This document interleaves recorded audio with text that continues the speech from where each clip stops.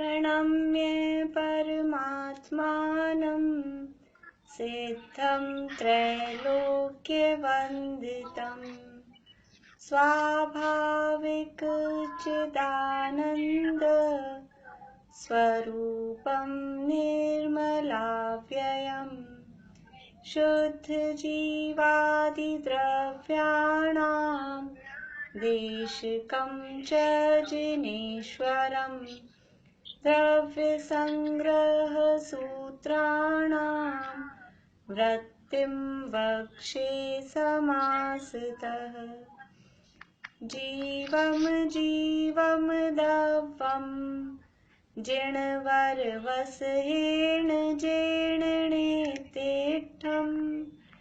देविन्दविन्दवन्दं वन्दे तं सर्वदा शिरसा कहे जीव अजीव जिनवर वृषभ ने लोक में वे वंद्य सुरपति वृंद से वंदन करूं कर जोड़।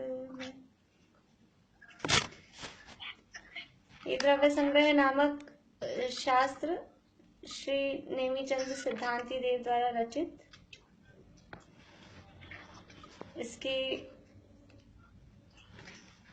पहले अधिकार पर जीव तत्व के संबंध में या जीव द्रव्य के संबंध में हमारी बात चल रही है और जीव का स्वरूप 9 अधिकारों के माध्यम से बताया जा रहा है। 9 अधिकार कौन कौन से हैं कि जीव जीता है, उपयोग में है, अमूर्तिक है, कर्ता है, भोक्ता है, स्वदेह परिमाण है, संसार में स्थित है, सिद्ध है और ऊर्ध्वगमन स्वभाव वाला है। इस तरह से जीव के 9 अधिकार या 9 विशेषताओं के आधार पर यहाँ जीव का स्वरूप बताया जा रहा है और उसमें से हमारी चर्चा चल रही है जीव संसार में स्थित है। संसार में स्थित है ये क्यों सिद्ध कर रहे हैं कि कुछ लोग ऐसा मानते हैं कि जीव तो सदा से ही मुक्त है, तो उनकी ऐसी मान्यता का निराकरण करने के लिए यहाँ आचार्य देव सिद्ध कर रहे हैं कि यद्यपि जीव स्वभाव से सिद्ध स्वभावी है, लेकिन वर्तमान नवी पर्याय में संसार अवस्था में स्थित है। और ये संसारी जीव संसारी है, ये कैसे पता लगता है कि जीव संसार में 1 इंद्रिय, 2 इंद्रिय, 3 इंद्रिय आदि इंद्रियों वाले, अलग अलग गतियों वाले, अलग अलग मार्गणाओं वाले, अलग अलग गुणस्थान वाले जीव दिखाई देते हैं। तो उससे पता लगता है कि जीव अभी कर्म के उदय के सहित हैं, क्योंकि कर्म के उदय के वशीभूत होकर जीव की विभिन्न अवस्थाएं बनती हैं और जो कर्म के उदय के से सहित है वो जीव संसार में स्थित है। तो यहाँ हमारी बात चल रही थी 13वीं गाथा के संबंध में। गाथा का पाठ करेंगे एक बार हम। मगण गुण ठाणे हिय 14 ही हवंति तः सुदृणया विण्णेया संसारी सवे शुद्धाहु शुद्धनया। सभी संसारी जीव अशुद्ध न से अर्थात व्यवहार न से, मागणा स्थान वाले और गुणस्थान वाले, इस तरह से मार्गणा और गुणस्थान की अपेक्षा से 14 प्रकार के जानना चाहिए। विण्णेय यानी जानना चाहिए, परंतु शुद्ध न से देखा जाए, निश्चय न से देखा जाए, यथार्थ में देखा जाए तो वही सभी संसारी जीव शुद्ध न की अपेक्षा से सभी शुद्ध हैं। सव्वे शुद्धाहु शुद्ध नया। अशुद्ध न से संसारी जीव अशुद्ध हैं और मुक्त जीव शुद्ध हैं। शुद्ध न से मुक्त जीव शुद्ध हैं और संसारी जीव अशुद्ध न से अशुद्ध हैं, ऐसा नहीं। जो जीव अभी अशुद्ध न से, व्यवहार न से संसारी कहा जा रहा है, वही जीव अभी निश्चय न से वही शुद्ध है। जो जीव अभी अशुद्ध अवस्था में है, वही शुद्ध न की अपेक्षा से वास्तव में निश्चय से वह जीव वास्तव में शुद्ध ही है। सव्वे शुद्धाहु शुद्ध नया, ऐसा यहाँ निश्चय व्यवहार का मेल करते हुए यहाँ गाथा में जीव का स्वरूप बताया गया है। हमारी चर्चा गुणस्थान के स्वरूप के संबंध में चल रही है कि जो जीवों को गुणस्थान वाला कहा जाता है, तो ये गुणस्थान क्या होते हैं, कौन कौन से होते हैं। तो गुणस्थान की परिभाषा बताई गई, मोह और योग के निमित्त से जीव के श्रद्धा और चारित्र गुण की होने वाली तारतम्य रूप अवस्थाओं को गुणस्थान कहते हैं। ये गुणस्थान 14 होते हैं। एक बार हम रिपीट करेंगे, आप लोग भी बोलिएगा सब अपने अपने। मिथ्यात्व, सासादन, मिश्र, अविरत सम्यक्त्व, देशविरत, प्रमत्तविरत, अप्रमत्तविरत, अपूर्वकरण, अनिवृत्तिकरण, सूक्ष्म सांप्राय, उपशांत मोह, क्षीण मोह, सयोग केवली जिन और अयोग केवली जिन। इस प्रकार से 14 गुणस्थानों के नाम हैं। इनमें से हमारे पहला और दूसरा 2 गुणस्थानों की कुछ चर्चा हुई है। अभी हम कुछ चर्चा कर रहे हैं, फिर गमनागमन और वो सब फिर से वापस से देखेंगे अभी हम। तो पहला गुणस्थान का नाम है मिथ्यात्व। मिथ्यात्व गुणस्थान किसे कहते हैं कि जो जीव अपने निःशुद्धात्मा को भूलकर, अपने निःशुद्धात्मा का स्वरूप नहीं जानकर, और जो जिनेंद्र भगवान ने 6 द्रव्य, 7 तत्व, 9 पदार्थ, 5 अस्तिकाएं, इनका जो स्वरूप बताया है, उस स्वरूप को जैसा स्वरूप है नए विभाग के अनुसार, वैसा यदि जो जीव नहीं जानता है और 3 जो 25 दोष हैं, उन 25 दोषों से रहित होकर ऐसा स्वरूप अगर नहीं जानता है, तो वो जीव मिथ्या दृष्टि कहलाता है, यानी मिथ्यात्व गुणस्थान में वो जीव कहलाता है। सीधा सीधा सरल भाषा में कहें तो जिनेंद्र भगवान द्वारा कहे गए 6 द्रव्य, 7 तत्वादि जो तत्वार्थ हैं, इन तत्वार्थों के संबंध में जो मिथ्या श्रद्धान है, तत्वार्थों का मिथ्या श्रद्धान या तत्वार्थों का अयथार्थ श्रद्धान या कहें अतत्व का श्रद्धान, उसका नाम मिथ्यात्व गुणस्थान है। यह मिथ्यात्व मुख्य रूप से 2 प्रकार का कहा जाता है, एक अग्रहित मिथ्यात्व और एक ग्रहित मिथ्यात्व, जिसकी चर्चा खेड़ाला में चल रही है विस्तार से। जो अनादि काल से बिना सिखाए ही 7 तत्व के संबंध में, अपने आत्मा के स्वरूप के संबंध में, सुख दुख आदि के जो स्वरूप तत्व हैं, उनके संबंध में जो हमारी मिथ्या मान्यताएं हैं, वो कहलाती है अग्रहित मिथ्यात्व। मिथ्यात्व शब्द में मिथ्या दर्शन, मिथ्या ज्ञान और मिथ्या चारित्र तीनों गर्भित हैं। और जो इस भाव में, ये तो अनादिकाल से चला आ ही रहा था, और इस भाव में इस मिथ्या मान्यता को जिनके निमित्त से पुष्ट कर लिया, किसी कुदेव, कुगुरु, कुधर्म के निमित्त से, उनके माध्यम से हमारी इस मिथ्या मान्यता को और अगर हमने पुष्ट कर लिया, तो वो इस भाव में नया मिथ्यात्व, नई उल्टी मान्यता ग्रहण की, उसका नाम ग्रहित मिथ्यात्व कहलाता है। इसके अलावा भी उसके विपरीत एकांत, विनय, संशय, अज्ञान, ये भेद होते हैं। और ज्यादा भेद करें तो 363 प्रकार के वो मिथ्यात्व के भेद कहे जाते हैं। इस मिथ्यात्व गुणस्थान का काल कितना है, टाइम कितना है, कब से मिथ्यात्व गुणस्थान चला आ रहा है? तो अनादिकाल से जो भी संसारी जीव हैं, जो मिथ्या दृष्टि हैं, अनादिकाल से है ही। लेकिन अब इसका टाइम कितना रहेगा कि जब तक जीव सम्यक तो प्राप्त नहीं करता, तब तक ये मिथ्यात्व गुणस्थान चलता रहता है। तो अलग अलग जीवों की अपेक्षा से मिथ्यात्व गुणस्थान का काल अलग अलग रहता है। भव्य की अपेक्षा, अभव्य की अपेक्षा, फिर अनादि मिथ्या दृष्टि हो, सादी मिथ्या दृष्टि हो। देखिए, एक तो जिस जीव ने कभी भी सम्यक दर्शन प्राप्त नहीं किया, आज तक कभी भी सम्यक दर्शन प्राप्त नहीं किया, अनादिकाल से मिथ्या दृष्टि ही है, वो क्या कहलाता है? अनादि मिथ्या दृष्टि जीव। जिस जीव ने आज तक कभी भी सम्यक दर्शन प्राप्त नहीं किया, अनादि काल से मिथ्या दृष्टि है, वह जीव कहलाता है अनादि मिथ्या दृष्टि।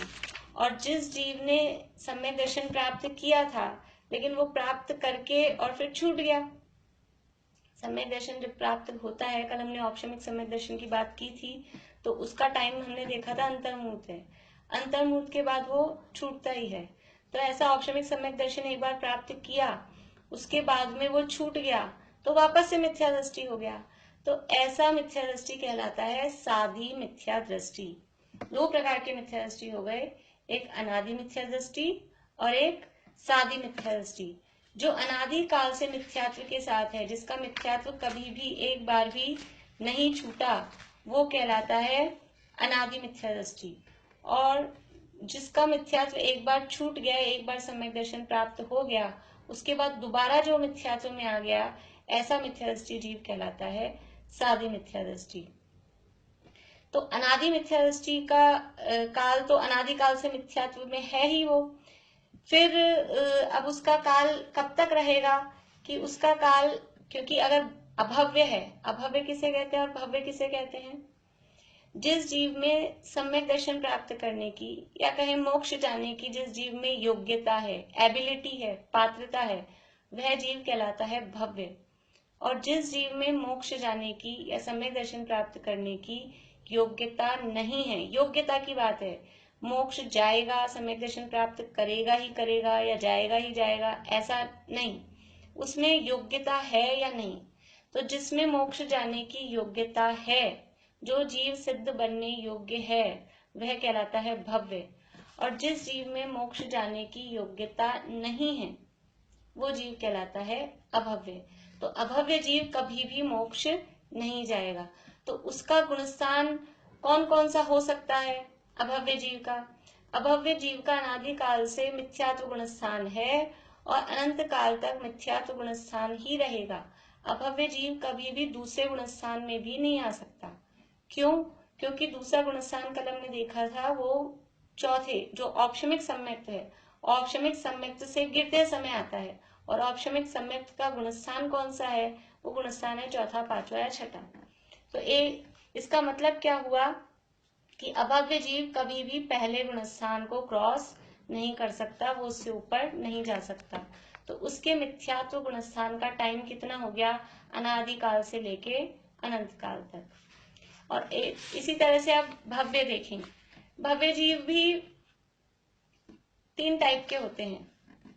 एक होते हैं निकट भव्य, एक होते हैं दूर भव्य और एक होते हैं दूरानुदूर भव्य। भव्य जीव कितने प्रकार के? 3 प्रकार के, एक निकट भव्य, एक दूर भव्य और एक दूरानुदूर भव्य। तो निकट भव्य का मतलब है कि जो अभी 2, 4, 5 भव में ही मोक्ष जाने वाले हैं, जल्दी ही जो मोक्ष जाने वाले हैं, वो कहलाते हैं निकट भव्य। और दूर भव्य कि जिनको कुछ ज्यादा भव लगने वाले हैं, वो कहलाते हैं दूर भव्य। और एक होते हैं दूरानुदूर भव्य, ये हैं तो भव्य लेकिन ये होते हैं अभव्यों के जैसे। दूरानुदूर मतलब जो कभी भी मोक्ष नहीं जा सकेंगे, यानी कि उनकी जो जैसे अपन बात करें कि उनकी जो मतलब संरचना मीन्स उनकी जो एबिलिटी है, उनकी एबिलिटी तो है, मोक्ष जाने की योग्यता तो है, लेकिन वो उनको कभी भी इस तरह के निमित्त नहीं मिलेंगे, इस तरह के संयोग नहीं मिलेंगे कि वो मोक्ष जा सके। तो वो कहलाते हैं दूरानुदूर भव्य। तो ये 3 तरह के भव्य जीव हो गए, निकट भव्य, दूर भव्य और दूरानुदूर भव्य। अभी हम प्रश्न हो सकता है कि अभव्यों में और दूरानुदूर भव्यों में क्या डिफरेंस हुआ? दोनों एक से ही हो गए, वो भी कभी भी मोक्ष नहीं जाएंगे और ये भी कभी भी मोक्ष नहीं जाएंगे। तो डिफरेंस है उनकी एबिलिटी का। अभव्य में तो वो क्वालिटी ही नहीं है, अभव्य में वो चीज ही नहीं है कि वो कभी मोक्ष जा सके। और दूरानुदूर भव्य में वो योग्यता तो है लेकिन जा नहीं पाएगा। जैसे कि हम घर में मोठ बनाते हैं या मूंग बनाते हैं, तो हम उनको भिगोते हैं और फिर कुकर में सीटी लगाते हैं, उनको सिजोते हैं। तो कुछ तो ऐसे होते हैं जो कितनी सीटी लगाओ वो कड़क ही रहते हैं, वो सिजते ही नहीं है। वो कहलाते हैं अभव्यों के समान, कि उनको कितना ही निमित्त भी मिल जाए, अग्नि पे चढ़ा दो, कुकर में खूब सीटी लगा दो, लेकिन उनकी योग्यता ही नहीं है कि वो पक सके। वो है अभव्यों के समान। और दूसरे ऐसे हैं जिनमें जो मूंग अच्छे थे, वो पक सकते थे, लेकिन जब हम भिगो रहे थे, तब हम निकाल रहे थे डब्बे में से, कुकर में डाल रहे थे, तभी वो कुछ 1-2 मूंग निकल के नीचे जमीन पे गिर गए और फिर वो कचरे में चले गए, फिर डस्टबिन में चले गए और फिर चले गए। अब उनको कभी भी वो कुकर का, अग्नि का ऐसा उनको संयोग मिलेगा ही नहीं। तो योग्यता तो थी लेकिन उनको संयोग नहीं मिला। तो ऐसे हैं तो भव्य, ऐसे भव्य जीव कहलाते हैं दूरानुदूर भव्य। इसके लिए एक और उदाहरण आता है, 2 टाइप की स्त्रियां। एक स्त्री जो बांझ है, बंध्या है, जिसमें पुत्र पैदा करने की योग्यता ही नहीं है, उसके इस तरह की एबिलिटी ही उसमें नहीं है, वो तो है अभव्य के समान।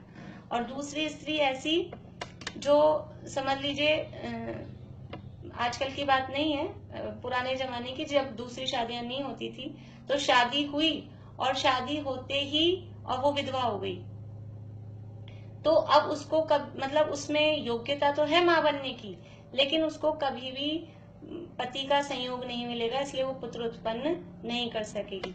दोनों के पुत्र उत्पन्न नहीं होगा, लेकिन एक तो ऐसी है जिसमें योग्यता ही नहीं है और दूसरी ऐसी है जिसमें योग्यता तो है लेकिन उसको कभी भी निमित्त नहीं मिलेंगे। तो ये अभव्य और दूरानुदूर भव्य में अंतर हुआ। तो यहाँ पहले गुणस्थान का काल हम देख रहे हैं। अभव्य का काल कितना है कि अनादि काल से लेके अनंत काल तक। अब भव्य में हमने 3 पार्ट्स किए, तो दूरानुदूर भव्य का भी मिथ्यात्व गुणस्थान का काल कितना होगा, वो भी अनादि काल से मिथ्यात्व गुणस्थान में है और अनंत काल तक मिथ्यात्व गुणस्थान में ही रहेगा। उनको निमित्त ही नहीं मिलेगा कि वो सम्यक दर्शन प्राप्त कर सकें, कभी मोक्ष जा सकें। तो वो दूरानुदूर भव्य हो गए। और दूर भव्य का कितना है, दूर भव्य का काल है, समझ लीजिए कि अभी अपने शब्दों में समझ ले, बहुत लंबा काल जिनका है, और जो निकट भव्य हैं उनका कुछ ही भवों में। यहाँ शास्त्र में अलग अलग उनके शब्द दिए हैं। जैसे सादी मिथ्या, अभी हमने मिथ्या दृष्टि देखा है, तो मिथ्या दृष्टि की अपेक्षा जो सादी मिथ्या दृष्टि है, अनादि मिथ्या दृष्टि का तो काल ये भव्य अभव्य की अपेक्षा से अभी हमने देखा है। सादी मिथ्या दृष्टि की अपेक्षा से यदि मिथ्यात्व गुणस्थान के काल का विचार किया जाए तो उत्कृष्ट काल किंचित न्यून अर्ध पुद्गल परावर्तन, ये अभी शब्द सुन लीजिए खाली, इसके बारे में कभी चर्चा अपन बाद में करेंगे कि किंचित न्यून अर्ध पुद्गल परावर्तन काल ये सादी मिथ्या दृष्टि की अपेक्षा से मिथ्यात्व गुणस्थान का काल कहलाता है। और जघन्य काल कितना, जघन्य मतलब कम से कम यदि सादी मिथ्या दृष्टि का मिथ्यात्व का काल रहेगा, यानी सम्यक दर्शन से छूटा मिथ्यात्व में आया, तो कम से कम कितना मिथ्यात्व गुणस्थान में रहेगा, कितना टाइम वो मिथ्यात्व गुणस्थान में रहेगा, तो कम से कम उसका टाइम रहेगा अंतर्मुहूर्त तो कम से कम वो मिथ्यात्व में रहेगा। फिर अंतर्मुहूर्त के बाद फिर से पुरुषार्थ करे तो वो शयोक्षम सम्यक दर्शन पुनः प्राप्त कर सकता है। तो इस तरह से मिथ्यात्व गुणस्थान का काल हमने देखा, भव्य की अपेक्षा, अभव्य की अपेक्षा, अनादि मिथ्या दृष्टि की, सादी मिथ्या दृष्टि की अपेक्षा और अनादि मिथ्या दृष्टि की अपेक्षा। इस तरह से अलग अलग जीवों की अपेक्षा से, और सामान्य रूप से देखा जाए संसार में जितने भी जीव हैं, भव्य जीव भी हैं, उनकी अपेक्षा से भी देखा जाए सामान्य रूप से मिथ्यात्व गुणस्थान का काल अनादि अनंत है। अनादि काल से कोई ना कोई जीव, अनंत जीव मिथ्यात्व गुणस्थान में है, और अनंत काल बाद तक भी अनंत जीव मिथ्यात्व गुणस्थान में हमको मिल जाएंगे। ऐसा नहीं होगा कि मिथ्यात्व गुणस्थान संसार में से खत्म ही हो जाए, कभी सारे जीव मोक्ष चले जाएं, सारे जीव सम्यक दृष्टि हो जाएं, कोई भी जीव मिथ्या दृष्टि नहीं बचे, ऐसा कभी नहीं होगा। तो सामान्य रूप से मिथ्यात्व गुणस्थान का काल सभी जीवों की अपेक्षा कॉमन रूप से देखा जाए तो वो अनादि अनंत है। इस तरह से ये काल हुआ। और कॉमन रूप से हम कहें, भव्य, सभी भव्यों को मिलाकर कॉमन रूप से कहें तो भव्यों की अपेक्षा से मिथ्यात्व गुणस्थान का काल है अनादि शांत, अनादि काल से चला आ रहा है, लेकिन चूंकि वो भव्य है तो उसके उस मिथ्यात्व गुणस्थान का अंत हो जाएगा, तो वो काल कहलाएगा अनादि शांत। ये हमने पहले गुणस्थान का, मिथ्यात्व गुणस्थान का काल अपेक्षा विचार किया। अभी दूसरे गुणस्थान का स्वरूप कल हमने देखा था। दूसरे गुणस्थान का काल कितना, वो उसकी परिभाषा में ही हमने देखा है कि औपशमिक सम्यक का काल में जब जघन्य एक समय या उत्कृष्ट 6 आवली काल शेष रहे, तब अनंतानुबंधी क्रोध मान माया लोभ में से किसी एक का उदय आ जाने पर जो जीव की दशा होती है, सम्यक की विराधना रूप जो अवस्था होती है, उसका नाम सासादन गुणस्थान है। तो उस परिभाषा में ही समझ में आ रहा है कि सासादन गुणस्थान का जघन्य काल कितना होगा, जघन्य काल एक समय और उत्कृष्ट काल 6 आवली, इससे ज्यादा काल सासादन गुणस्थान का नहीं हो सकता। तो सासादन गुणस्थान का काल जघन्य एक समय और उत्कृष्ट काल 6 आवली। इस तरह से ये गुणस्थानों का काल के संबंध में कुछ बात हुई। गमनागमन की बात हम करेंगे, कुछ 5-6 गुणस्थानों का थोड़ा स्वरूप देख लें, फिर इकट्ठा उनका गमनागमन देखेंगे तो जल्दी से समझ में आ जाएगा। अभी देखिए तीसरे गुणस्थान की चर्चा कुछ हम करते हैं। ये जो अपनी क्लास है ये अभी 40 मिनट्स बाद ये पूरी होगी, फिर आपको दूसरी लिंक दी गई है, तो जैसे ही क्लास पूरी हो तो तुरंत कुछ 5-7 सेकंड का हमारे गैप पड़ेगा, वो आप दूसरी लिंक पे क्लिक कर लीजिएगा तो तुरंत अपन वापस से इस क्लास में ज्वाइन हो जाएंगे, तो 5-10 मिनट अपन कुछ और देख सकेंगे। देखिए वृहद द्रव्य संग्रह पेज नंबर 40, तीसरा गुणस्थान। निज शुद्धात्मादि वीतराग सर्वज्ञ प्रणीत तत्वों को और पर प्रणीत तत्वों को भी जो मानता है, वह मिश्र दर्शन मोहनीय कर्म के उदय से दही और गुड़ के मिश्रण युक्त पदार्थों की भांति मिश्र गुणस्थान वाला जीव है। देखिए क्या कह रहे हैं यहाँ पे कि निज शुद्धात्मा आदि वीतराग सर्वज्ञ प्रणीत तत्वों को और पर प्रणीत तत्वों को भी जो मानता है। गुणस्थान का नाम क्या है? मिश्र। तो मिश्र का मतलब है कुछ मिक्स है। क्या मिक्स है? कि जो वीतराग भगवान ने जो तत्व बताए, कौन से तत्व बताए? कि अपनी शुद्धात्मा यानी मैं जीव तत्व और अजीव आसव बंध आदि जो तत्व हैं, सभी तत्वों को इनको भी जो जानता है, मानता है, और जो अन्य जो भगवान कहे जाते हैं, इन्होंने जो तत्व बताए पर प्रणीत तत्वों को भी जो मानता है, वह मिश्र दर्शन मोहनीय कर्म के उदय से, ये मिश्र दर्शन मोहनीय कर्म के उदय से मिश्र गुणस्थान वाला कहलाता है। देखिए कल हमने दर्शन मोहनीय कर्म के भेद पढ़े थे। कल हमने 7 प्रकृतियां पढ़ी थी। मोहनीय कर्म के 2 भेद, एक दर्शन मोहनीय और एक चारित्र मोहनीय। दर्शन मोहनीय के 3 भेद, मिथ्यात्व, सम्यक मिथ्यात्व और सम्यक प्रकृति। और चारित्र मोहनीय के 25 भेद थे, उसमें से अभी हमारे काम आ रही थी अनंतानुबंधी, क्रोध, मान, माया और लोभ। ये 7 प्रकृतियां हैं, ये सम्यक्त्व की विरोधी हैं, विराधक हैं। तो जब भी औपशमिक सम्यक्त्व प्रकट होता है जीव को, देखिए अनादिकाल से, अभी कल जो हमने पढ़ा था कि 7 प्रकृतियों को दबा दिया तो सम्यक दर्शन हो गया। अब इतनी बात आपके समझ में आ गई हो तो कुछ आगे देखते हैं हम कि अनादिकाल से जो जीव है, मिथ्यादृष्टि जीव है, उसके पास ये 3 कर्म नहीं होते। अनादि जो मिथ्यादृष्टि जीव है उसके पास एक ही कर्म होता है, मोहन, मिथ्यात्व नाम का। दर्शन मोहनीय कर्म में मिथ्यात्व नाम का एक ही कर्म होता है। जो हमने 3 भेद पढ़े हैं, जितने भी अनादि मिथ्यादृष्टि जीव है उनके पास ये 3 भेद नहीं मिलेंगे, उनके पास एक ही भेद मिलता है, मिथ्यात्व नाम का। तो फिर ये 3 कहाँ से आते हैं? कि जिस समय जीव औपशमिक सम्यक दर्शन के लिए प्रयत्नशील होता है, यानी जब जीव उपशम सम्यक्त्व प्रकट करता है, कर रहा है जिस समय, तो वो औपशमिक सम्यक्त्व प्रकट करने के काल में, जैसे ही वो औपशमिक सम्यक्त्व प्रकट होने का टाइम है और ये प्रकट हुआ, उसी समय ये जो मिथ्यात्व का जो एक इतना बड़ा पहाड़ जैसा कर्म है, उस मिथ्यात्व कर्म के समझ लीजिए उस पे चोट पड़ती है, उस पे प्रहार होता है, तो उस मिथ्यात्व रूपी महापर्वत के 3 टुकड़े हो जाते हैं। मिथ्यात्व के ही 3 टुकड़े हो जाते हैं। तो उसमें से एक जो बहुत बड़ा टुकड़ा है उसका नाम है मिथ्यात्व, दूसरा थोड़ा छोटा टुकड़ा है उसका नाम है सम्यक मिथ्यात्व, और तीसरा कुछ चूरा चूरा सा जो बचता है उसका नाम है सम्यक प्रकृति। देखिए कोई भी चीज जब हम सबसे पहले हम कोई बड़ा कुछ हो, हम उसको तोड़ना चाहते हैं, जैसे घर में बड़ा अगर नमक लाते हैं हम लोग साबुत, तो उसको तोड़ना चाहते हैं, तो एकदम से पूरा बारीक नहीं होता है, पहले उसके कुछ बड़ा टुकड़ा होता है, उस बड़े टुकड़े के साथ ही कुछ छोटे भी टुकड़े निकलते हैं और कुछ कुछ चूरा भी होता है। बिल्कुल ऐसी स्थिति यहाँ मिथ्यात्व के साथ होती है। जब जीव पहली बार उपशम सम्यक्त्व प्रकट करता है तो उसके जो मिथ्यात्व नामक एक बहुत बड़ा कर्म का पहाड़ है, उसके 3 टुकड़े हो जाते हैं। उसमें से एक का नाम वापस से मिथ्यात्व, दूसरे का नाम सम्यक मिथ्यात्व और तीसरे का नाम सम्यक्त्व है। भेद मिथ्यात्व के, दर्शन मोहनीय के, लेकिन नाम क्या क्या है? मिथ्यात्व, सम्यक मिथ्यात्व और सम्यक्त्व। कर्म की ही प्रकृति है पर उसका नाम है सम्यक्त्व। ये तीन टुकड़े हो जाते हैं। तो जब जीव के पास ये तीन टुकड़े हो गए, ये तीन टुकड़े होते हैं प्रथमोपशम सम्यक के काल में, उसी समय।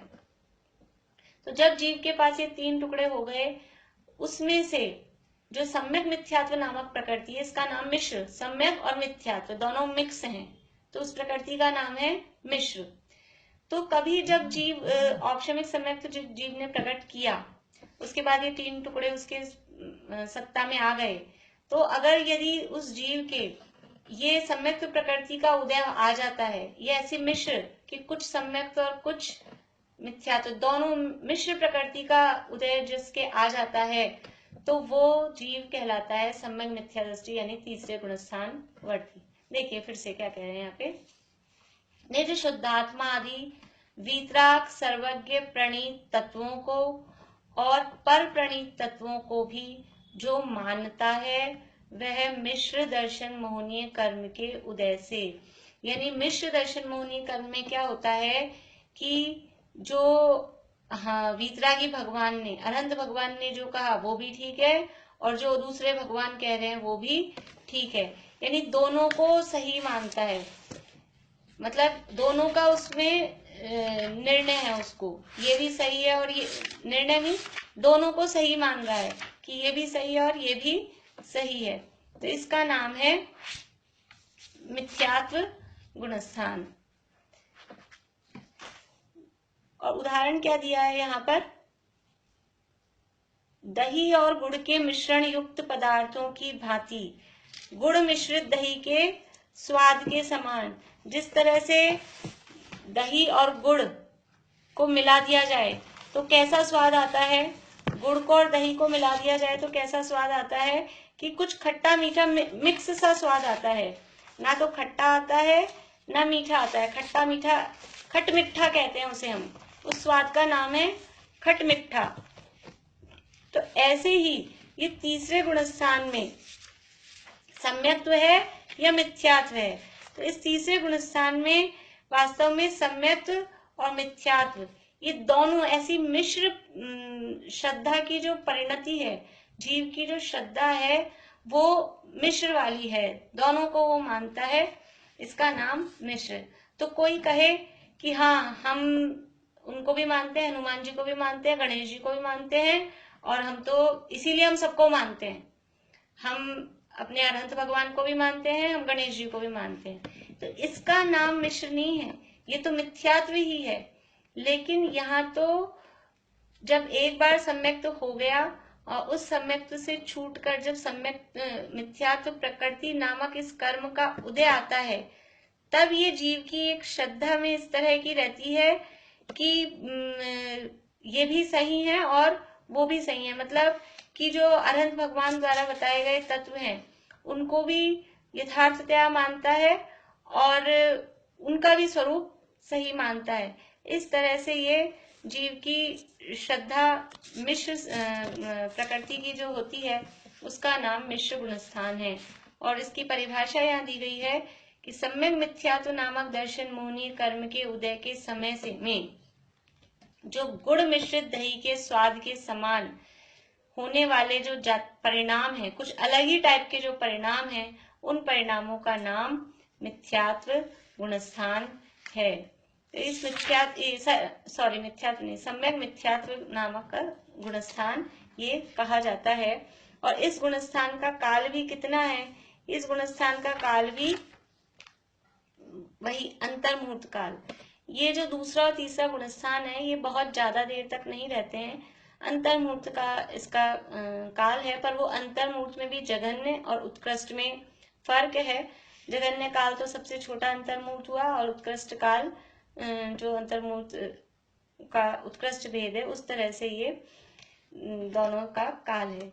इस तीसरे गुणस्थान की स्थिति कैसी है, जैसे कुछ इसे कहते हैं, जैसे समझ लीजिए हमारा कोई दांत है और थोड़ा थोड़ा वो हिल रहा है।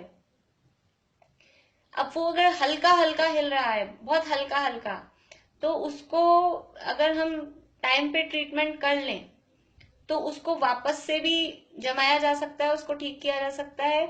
और अगर हमने टाइम पे ध्यान नहीं दिया तो वो दांत टूट भी सकता है। ऐसे ही इस तीसरे गुणस्थान वाले की स्थिति है। इसकी श्रद्धा कैसी है? ये मिश्र श्रद्धा है, सम्यक रूप भी है और मिथ्यात्व। जैसे वो गुड़ और दही जो मिले हुए हैं, उसमें या समझ लीजिए शिकंजी है, नींबू भी है और चीनी भी है, तो उसको मीठा कहें कि खट्टा कहें? उसको मीठा भी नहीं कह सकते, उसको खट्टा भी नहीं कह सकते, उसको कहेंगे खटमिठाई। ऐसे ही यहाँ जो ये तीसरे गुणस्थान की जो स्थिति है, उसकी श्रद्धा भी दोनों तरफ है, तो उसका झुकाव जिधर बढ़ जाए, यानी वो जो दांत हिल रहा है, तो ये जो श्रद्धा अभी मिश्र हुई है, यदि वो वापस से जीव पुरुषार्थ करे, वापस से पुरुषार्थ करे, तो फिर से अपने यानी आत्मा के ओर उन्मुख हो, तो वो वापस से ऊपर चढ़ सकता है, यानी सम्यक्त्व की तरफ जा सकता है, यानी चौथे गुणस्थान में भी जा सकता है। लेकिन यदि पुरुषार्थ नहीं किया, और उसका टाइम तो इतना ही अंतर्मुहूर्त का टाइम है, तो यदि पुरुषार्थ नहीं किया तो वो जीव नीचे पहले गुणस्थान में आ सकता है। तो इस तरह से तीसरे गुणस्थान से पहले में भी जा सकता है और ऊपर भी चढ़ सकता है। ये तीसरे गुणस्थान में से जाने की स्थिति हमने देखी। तो ये तीसरे गुणस्थान के संबंध में समझ लीजिए ये बात हुई।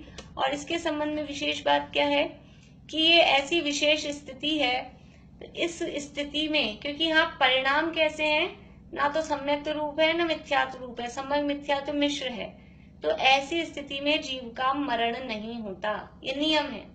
जब कभी भी कोई भी जीव यदि तीसरे गुणस्थान में है, तो तीसरे गुणस्थान में कभी भी जीव का मरण नहीं होता। मरण के लिए भी वो जो परिणाम है ना मिश्र वाले, वो अनुकूल नहीं है, क्योंकि मरण के लिए भी एक निर्णय तो हो कि आपकी श्रद्धा कैसी है, उस हिसाब से आपको गति मिले।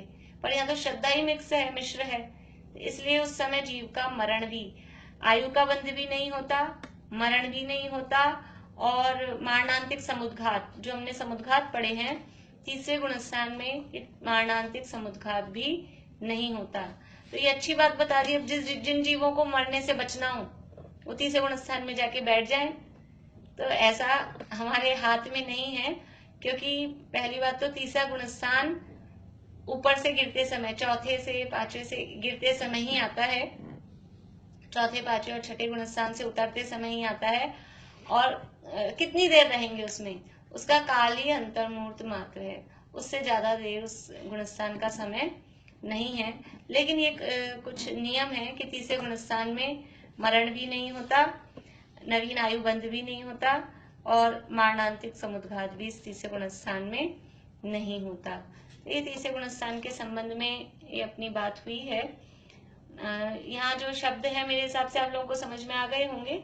निर्शुद्धात्मादि वीतराग सर्वज्ञ प्रणीत तत्वों को, और पर प्रणीत यानी अन्य जो मत वाले हैं उनके तत्वों को भी जो मानता है, वह मिश्र दर्शन मोहनीय कर्म के उदय से दही और गुड़ के मिश्रण युक्त पदार्थों की भांति मिश्र गुणस्थान वाला जीव है। यहाँ शंका उठाई है, जिस किसी भी, चाहे जो हो, एक देव से हमें प्रयोजन है। अभी ये लिंक ये पूरी होते अभी बंद हो जाएगी, तो आप दूसरी वाली लिंक जो इसके साथ एक और लिंक दी थी वो क्लिक कर लीजिएगा। जिस किसी भी एक देव से हमें तो प्रयोजन है, तथा सभी देव वंदनीय हैं, किसी भी देव की निंदा नहीं करनी चाहिए, इत्यादि वैनिक मिथ्या दृष्टि अथवा संशय मिथ्या दृष्टि मानता है। तो उसमें और सम्यक मिथ्या दृष्टि में क्या अंतर है? देखिए अभी जो हमने बात की उसी को यहाँ प्रश्न उठाया है कि हमें तो एक देव से प्रयोजन है, किसी भी देव की निंदा नहीं करनी चाहिए, किसी से भी राग द्वेष नहीं करने चाहिए। तो ऐसा एक वैनिक मिथ्या दृष्टि, 5 प्रकार के मिथ्या दृष्टि होते हैं, विपरीत, एकांत, विनय, संशय और अज्ञान। तो विनय नाम का जो मिथ्यात्व है, तो विनय मिथ्यात्व वाला जो मिथ्या दृष्टि है वो ये कहता है कि हमें तो सबकी विनय करनी चाहिए, हम किसी से भी द्वेष नहीं रखते, हम तो इनको भी ढोक देते हैं, इनको भी ढोक देते हैं, सबकी विनय करते हैं। तो जो ऐसा वैनिक मिथ्या दृष्टि है, या फिर जो कोई संशय मिथ्या दृष्टि की इसको पूजूं कि इसको पूजूं, किसको पूजूं, ऐसा संशय में रहता है, उसमें और इस तीसरे गुणस्थान वाले में क्या फर्क है? तो देखिए, फर्क तो पहला वही है कि वो तो है मिथ्या दृष्टि, मिथ्या तो गुणस्थान वाले, पहले गुणस्थान वाले, और ये है गुणस्थान तीसरा। तो फर्क क्या है, उसका उत्तर यहाँ दे रहे हैं। वह तो सब देवों के प्रति और सब शास्त्रों के प्रति भक्ति के परिणाम करने के कारण किसी भी एक से मुझे पुण्य होगा, ऐसा मानकर संशय रूप से भक्ति करता है। उसे किसी एक देव में निश्चय नहीं है, और मिश्र गुणस्थान वर्ती जीव को तो दोनों में निश्चय है। वहां जो विनय मिथ्यात्व है या संशय मिथ्यात्व है, वहां निर्णय नहीं है, वहां तो पता नहीं किससे होगा, पर होगा किसी से भी, लेकिन ये नहीं मालूम, निर्णय नहीं उसको किससे मेरा काम होगा, किसकी भक्ति पूजन करूंगा तो मेरा काम होगा। और यहाँ तीसरे गुणस्थान में श्रद्धा कैसी है, इससे भी काम होगा और इससे भी काम होगा, ऐसा समझ में आ रहा है फर्क? वहां तो जो संशय मिथ्या दृष्टि है या विनय मिथ्या दृष्टि है, वैनिक मिथ्या दृष्टि है, उनको तो ऐसा निर्णय नहीं है कि मेरा काम हनुमान जी से होगा कि गणेश जी से होगा कि अनंत भगवान से होगा। वो तो सोचता है अपन तो इनको भी नमस्कार करो, इनको भी अर्घ चढ़ाओ, जिससे होगा उससे हो जाएगा, ऐसा ये है संशय, ये है खाली विनय मिथ्यात्व है। और जो तीसरे गुणस्थान वर्ती है, उसको ऐसा निर्णय है कि इनको प्रणाम करेंगे इनसे भी अपना काम होगा, और इनको प्रणाम करेंगे इनसे भी अपना काम होगा। ये दोनों में इस तरह का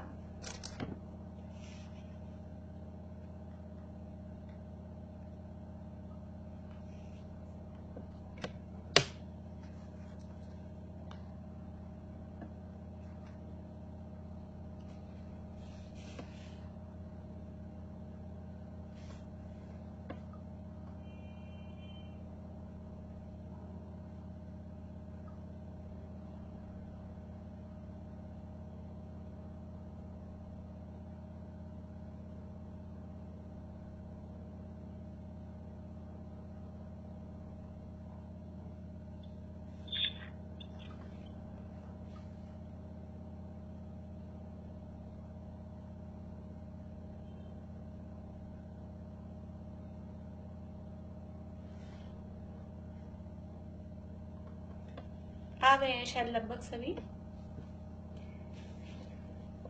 तो जो संशय मिथ्या दृष्टि है और जो विनय मिथ्या दृष्टि है, वहां उनको निर्णय नहीं है, वो तो अनिर्णय की स्थिति में सबको विनय कर रहे हैं, सब संशय की स्थिति में है। और ये जो तीसरे गुणस्थान वर्ती जो मिश्र गुणस्थान वर्ती जीव है, उसको ऐसा निर्णय है कि इनसे ये भी सच्चे हैं और ये भी सच्चे हैं, इनको पूजने से भी अपना प्रयोजन सिद्ध होगा और इनको पूजने से भी अपना प्रयोजन सिद्ध होगा। तो ये दोनों में यहाँ पर अंतर बताया है। देखिए एक बार फिर से पढ़ते हैं। यहाँ शंका, जिस किसी भी चाहे जो हो एक देव से हमें तो प्रयोजन है, तथा सभी देव वंदनीय हैं, किसी भी देव की निंदा नहीं करनी चाहिए, इत्यादि वैनिक मिथ्या दृष्टि अथवा संशय मिथ्या दृष्टि मानता है। तो उसमें और सम्यक मिथ्या दृष्टि में क्या अंतर है? प्रश्न समझ में आ गया होगा आपको। 5 प्रकार के जो हमने मिथ्या दृष्टि पढ़े थे, पहले 8वें अध्याय में भी पढ़े थे मिथ्यात्व के भेदों में, तो उसमें जो 2 नाम आते हैं, वैनिक मिथ्या दृष्टि और संशय मिथ्या दृष्टि, उसमें और इस मिश्र में क्या अंतर हुआ? उसका उत्तर, वह तो सब देवों के प्रति और सब शास्त्रों के प्रति भक्ति के परिणाम करने के कारण किसी भी एक से मुझे पुण्य होगा, ऐसा मानकर संशय रूप से भक्ति करता है।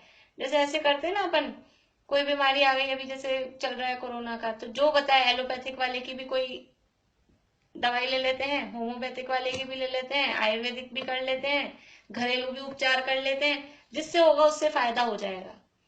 ऐसा वो संशय वाला विनय वाले का ऐसा निर्णय नहीं है कि फायदा किससे होगा, बस सारे उपाय कर लो, किसी ना किसी से तो हो ही जाएगा।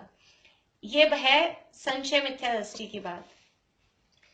उसे किसी एक देव में निश्चय नहीं है, और मिश्र गुणस्थानवर्ती जीव को तो दोनों में निश्चय है। उसको निश्चय है कि ये वाली दवाई लूंगा तो भी ठीक हो जाऊंगा और ये वाली लूंगा तो भी ठीक हो जाऊंगा, पर वो लेता दोनों है।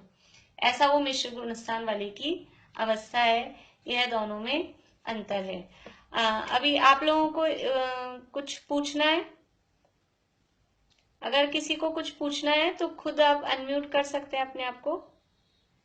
समझ में आया यहाँ तक का? हाँ, इसमें जो दूसरे देवों को पूछ रहे हैं वो कौन से देव होंगे? जैसे वीतरा भगवान की भी मान्यता मान रहे हैं और दूसरे किसको मान रहे हैं? जो भी दूसरे समझ लीजिए, हनुमान जी, गणेश जी, शिव जी, शंकर, जो भी हैं, XYZ, किसी को भी, दूसरों को भी। तो उसको मिथ्यात्व नहीं बोलेंगे सीधा कि वो मिथ्यात्व में आ गए? नहीं नहीं, यहाँ मिथ्यात्व नहीं, क्योंकि वो इधर भी उसकी अभी बस ये अंतर्मूर्त का ही टाइम ऐसा है अभी, क्योंकि थोड़ी देर पहले वो जीव सम्यक दृष्टि था और अब एकदम से श्रद्धा डावाडोल हुई, श्रद्धा में ये सम्यक मिथ्यात्व प्रकृति का उदय आया, तो अभी अरहंत भगवान के प्रति भी श्रद्धा है, लेकिन उधर भी श्रद्धा हो गई। तो ये अंतर्मूर्त के लिए ऐसे दोनों में श्रद्धा उसकी हो जाती है, तो उसको एकदम मिथ्यात्व नहीं कहते। एक्चुअल में तो क्या है, ये है तो केवल ज्ञान गम्य बात, क्योंकि ये प्रकृति का उदय आता है और वो अंतर्मूर्ति के लिए। यहाँ उदाहरण जो दिए गए हैं ये सब स्थूल उदाहरण है।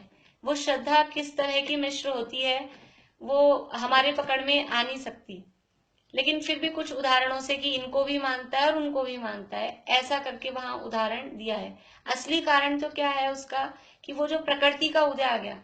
मिथ्यात्व गुणस्थान में कौन है कि जिसके मिथ्यात्व नामक प्रकृति का उदय है, वो मिथ्यात्व में है, और जिसके सम्यक मिथ्यात्व प्रकृति का उदय चल रहा है वो इस मिश्र सम्यक मिथ्यात्व नामक गुणस्थान में है। हाँ रेखा, अभी आप बोलिए।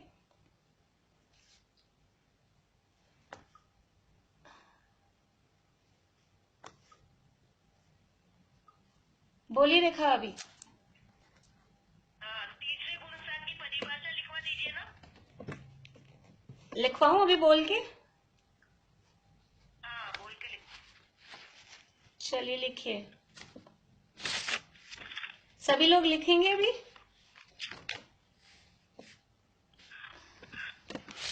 लिख लीजिए जो भी लिख रहे हैं।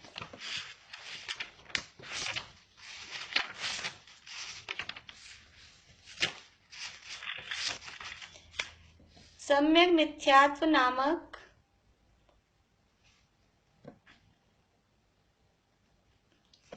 नीतू, अभी आपको क्लियर हुआ?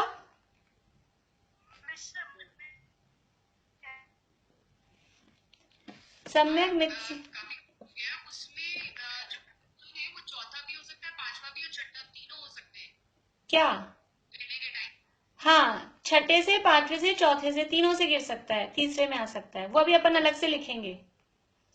छठे से भी गिर के आ सकता है, क्योंकि औपशमिक सम्यक वो यानी दूसरे वाला भी और ये तीसरे वाला भी, छठे से, पांचवे से और चौथे से, तीनों गुणस्थान से गिरकर तीसरे में आ सकते हैं। गमनागमन अभी अपन ये एक बार थोड़ा 5-6 गुणस्थान हो जाए, फिर वो गमनागमन इकट्ठे अपने को जल्दी से समझ में आ जाएंगे कौन कहाँ से आ सकता। हाँ समीक्षा बोलिए आप। तीसरे गुणस्थान के परिणाम होते हैं, उसमें विनय मिथ्यात्व के अलावा और किसी क्या परिणाम होते हैं? देवों को मानने के अलावा और क्या परिणाम होते हैं? उसमें मिश्र अवस्था देखो वो भी मैंने एग्जाम्पल आता है क्या शास्त्रों में? और कोई खास इसके एग्जाम्पल नहीं आते, इसका उदाहरण भी यही आता है कि दही गुड़ मिश्रित दही के स्वाद के समान। और बताया ना ये, क्योंकि एक तो इसका टाइम बहुत कम है और ये परिणाम हमारे पकड़ने से हम ऐसा किसी को पकड़ सकें कि कौन सा भी जीव हमको दिख जाएगी तीसरे गुणस्थान वाला है, ये सब केवल ज्ञान गम्य है। या फिर समझ लीजिए कोई अवधि ज्ञानी जो है, परमावधि या सर्वावधि, जो कर्म के जिनको परमाणु भी दिखते हैं, वो देख के समझ पाए कि इस जीव ये जीव अभी तीसरे गुणस्थान में है। बाकी हमारे पकड़ने योग्य वो परिणाम नहीं हो पाते हैं। और ये जो उदाहरण यहाँ दिया है वास्तव में ये सब स्थूल उदाहरण है। जैसे कि क्षयोक्षम सम्यक में चलमलगाड़ दोष बताने के लिए जो उदाहरण दिए जाते हैं वो बहुत स्थूल उदाहरण है। उसी तरह से यहाँ पे तीसरे गुणस्थान के लिए भी स्थूल उदाहरण दिया गया है ये जीव की ऐसी मिश्र श्रद्धा बाहर से पकड़ में आ नहीं सकती, बाहर से देखने में, क्योंकि इसका टाइम बहुत कम है ना। कि कोई जीव अपने को वहां जाएगा, दूसरे के मंदिर में जाता हुआ दिख रहा है, फिर इस मंदिर आता हुआ दिख रहा है, इतने में तो वो मिथ्या दृष्टि हो ही जाएगा। क्योंकि तीसरे गुणस्थान का टाइम बिल्कुल अंतर्मूर्ति है, तो वो तो बस थोड़ी देर की, जैसे ही वो सम्यक से छूटा है, कुछ देर के लिए, कुछ मिनट्स के लिए, थोड़े टाइम के लिए उसकी ऐसी श्रद्धा रहती है, फिर वो या तो मिथ्यात्व में आ जाता है या पुरुषार्थ करे तो वापस सम्यक में आ जाता है। ऐसा है। हाँ, और किसी को पूछना कुछ? चलिए परिभाषा लिख लीजिए, फिर अपन क्लास पूरी करते हैं, फिर छड़ाला का टाइम हो जाएगा। क्योंकि सम्यक मिथ्यात्व नामक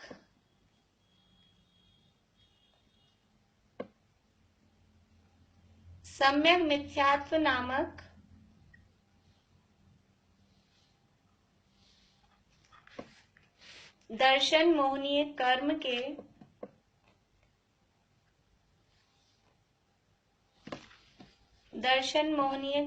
के उदय के समय में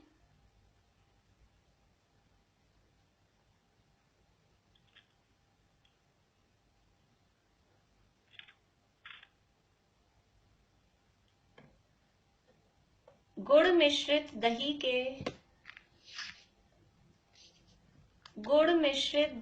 के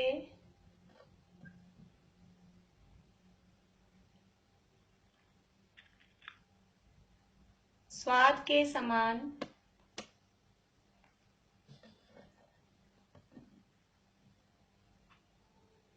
होने वाले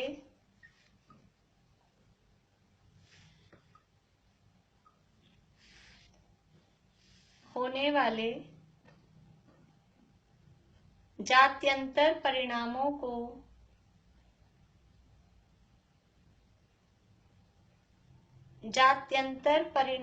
को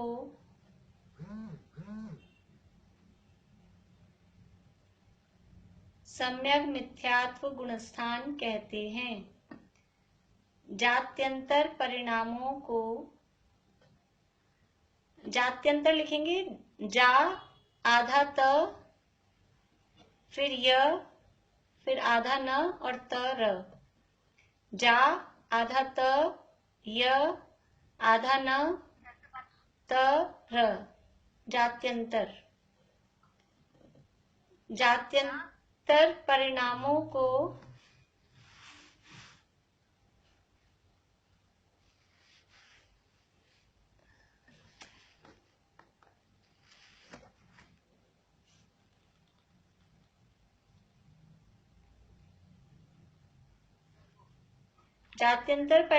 को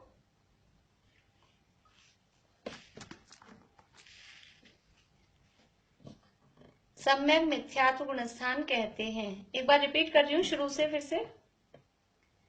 सम्यक मिथ्यात्व नामक दर्शन मोहनीय कर्म के उदय के समय में गुड़ मिश्रित दही के स्वाद के समान होने वाले जात्यंतर परिणामों को सम्यक मिथ्यात्व गुणस्थान कहते हैं।